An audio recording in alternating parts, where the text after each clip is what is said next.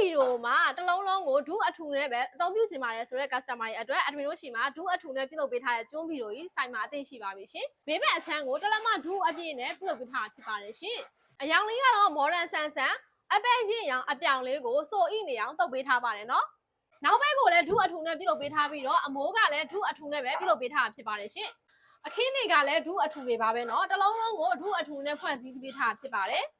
ဗလိဒါဒီဇိုင်းကိုမှအုပ်ပတ်ထားပြီးတော့အန်ဆိုရဲအကြီးသုံးလုံးကိုထည့်ပေးထားတာဖြစ်တဲ့အတွက်ဆာရွက်ဆာတန်းတွေထည့်ပြီးတော့တင်ထားလို့ရပါတယ်တူလီမိုးစာလေးလည်းထည့်ပြီးတင်ထားလို့ရပါတယ်ရှင်သူ့မှာအရင်ခြေတန်းတစ်ခုပါတယ်အခင်းရှင်တစ်ခုအန်ဆွဲ